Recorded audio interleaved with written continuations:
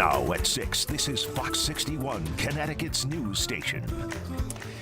Happening now in Hartford. We've just heard a vigil outside the charred home where 4 family members died in a fire has been moved now to another day due to the weather. It's been a tough week for the community as they try to make sense of the tragedy while investigators learn what caused the flames. Good evening and thanks for joining us for the Fox 61 News at 6. I'm Brent Harden. And I'm Sarah Sanchez. Over the last few days, a memorial there has been growing on Schultes Place. Fox 61's Tim Latoe is there now with those details. Tim.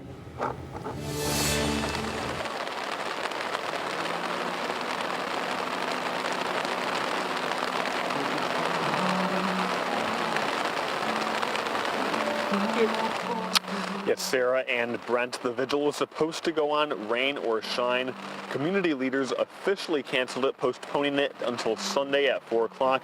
But there is still a crowd gathered here that I want to show you. We gathered underneath this tent here over the memorial, playing some music, praying, and even Mayor Aruna Lampalam is here gathered with the crowd.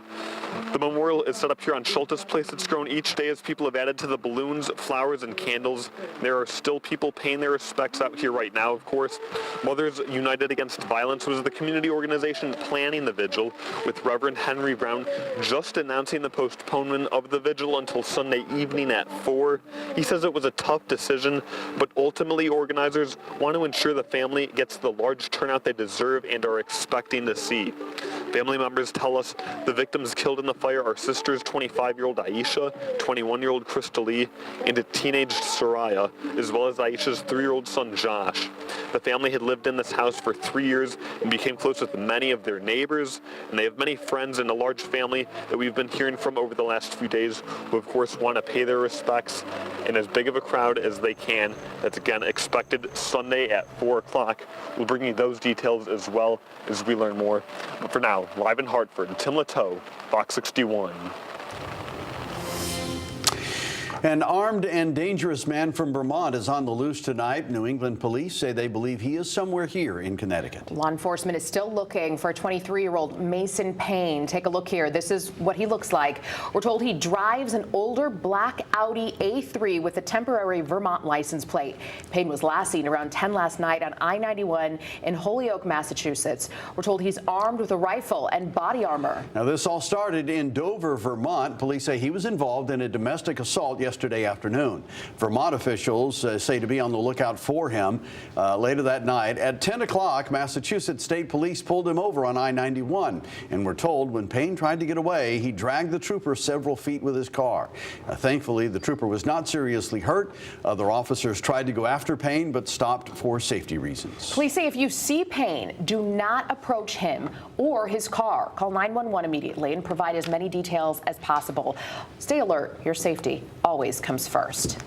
There's no need to water the plants today. Mother Nature has that all figured out for you right now. The rain has been pretty constant for a lot of the state all afternoon. Yeah, the grass and the flowers have been in desperate need of a shower, and they got it today. Let's bring in Chief Meteorologist Rachel Frank.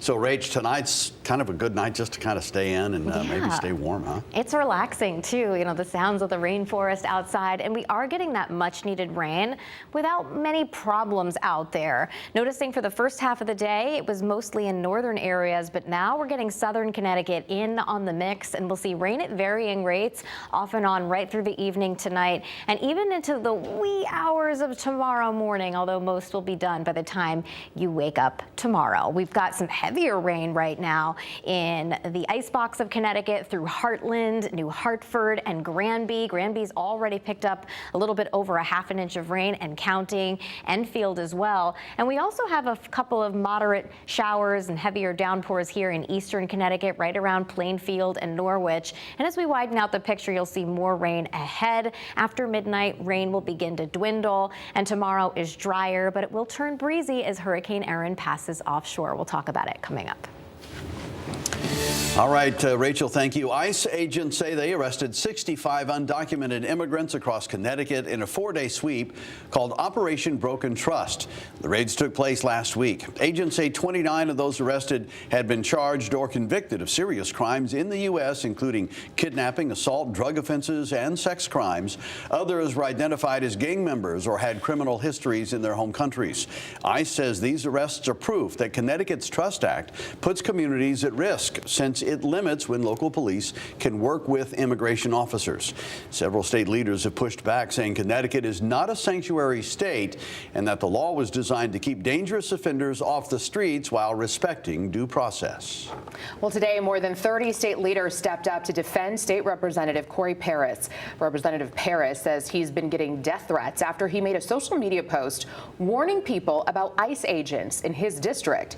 In that Instagram post, Paris told people to stay vigilant and safe, to look out for each other, and to report any ICE activity to local advocacy groups.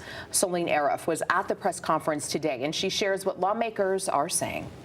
He also encouraged people to share any ICE activity with local advocacy groups. Every one of these government officials who stands today in the public light is potentially a target of these same kinds of right-wing extremist threats. Senator Richard Blumenthal joined other leaders to defend Paris's actions on social media. They say he did nothing illegal or wrong by telling people to watch out for ICE, and say ICE was in the wrong for reposting Paris's post, saying Paris is helping illegal immigrants evade arrest and impeding ICE. That post has been viewed hundreds of thousands of times. It is a life-altering event.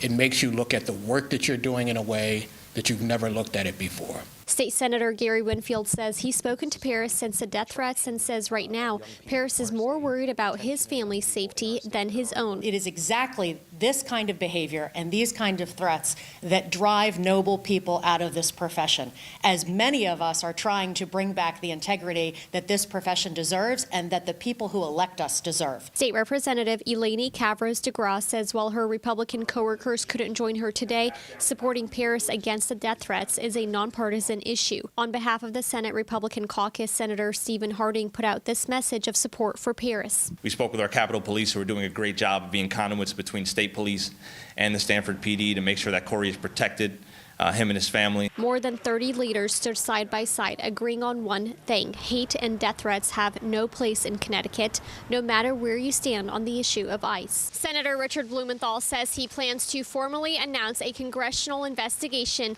into whoever it was at ICE that posted that message on X about State Representative Corey Paris. Reporting in Hartford, Solene Arif, Fox 61. In full transparency here, we'd like to acknowledge Representative Paris is engaged to Fox 61 morning news anchor Symphony Privet. Well, several cities have started cracking down on out-of-state and unregistered cars because they're losing tax revenue. And the latest of these is Shelton. The Board of Aldermen approved a deal with a third-party firm to recoup lost tax revenue through unregistered vehicles. Fox 61's Jamel Johnson asked the city what this means for all car owners. Shelton is the latest to join a list of cities trying to make car owners register their vehicles within the state. The process is still early, but the city says if you live here and your vehicle is registered in Vermont, New York, Maine, or even Florida, now's the time to register with Connecticut. In 2022, Danbury launched efforts to recoup potential lost tax revenue from out-of-state license plates. After city officials in Shelton saw the figures Danbury reportedly made back from the crackdown, Shelton leaders decided to look into the effort.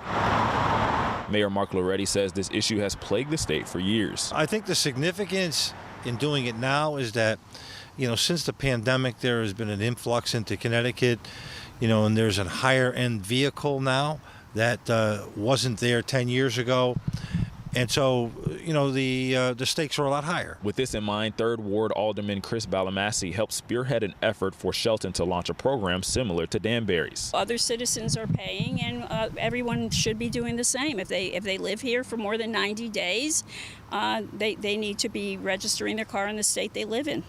not somewhere else. A deal was made with third-party company Capital Tax Recovery, a group that uses a wide range of technology to identify out-of-state and unregistered vehicles and help recoup funds for the city. They have unique databases that cities don't have access to. And they integrate that with the tax assessor of a city. They look up things, they look for inconsistencies, and then that gets the ball rolling for them. And then they're out in the field. They have a lot of different talents behind the scenes, private investigators, former law enforcement, data analysts. It's very comprehensive. It's not just you go out and take pictures of license plates. While the efforts are still in infancy, Balamasi says this setup takes 3 to 4 months and they could see returns on lost revenue soon after that. I'm hoping, based on our conversations with the company, it should be in the 6 figures because it's retro. I mean, we go back to the number of years they've resided here. We have the potential to recoup 60% for each vehicle that isn't registered here. Officials say they don't want this to appear to car owners as a citywide cash grab, but rather merely a teaching point. I think probably in the first few years of this this whole project, we'll probably reap a pretty good harvest, and then I think people will catch on. It should level off. It's not a gotcha moment. It's really just educating people that you live here, you have to pay our taxes. Many people will say, oh my God, I didn't know I had to do that so quickly, and they will comply. The city says the initiative will help with recouping unpaid parking tickets, as those are harder to regulate with unregistered and out-of-state vehicles. The city says the Board of Aldermen recently approved the initiative and a rollout is expected soon. In Shelton, Jamel Johnson, Fox 61.